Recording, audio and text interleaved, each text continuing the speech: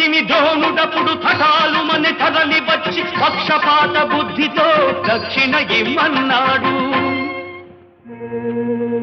ఎదుట నిలిచిన గురుని పదమంతి ఏమివ్వగలవాడననే ఏకలవ్యుడు. బొటన వేలివ్వమనే కపటి ఆ ద్రోణుడు, వల్లయని శిష్యుడు చెల్లె ద్రోణుని ముడుపు.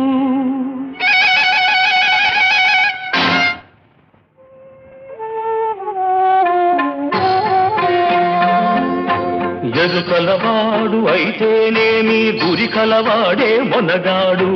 వేలునిచ్చి తన విల్లును విడిచి వేలుపుగా ఇలా వెలిగాడు. అందుకే కృషి ఉంటే మనుషులు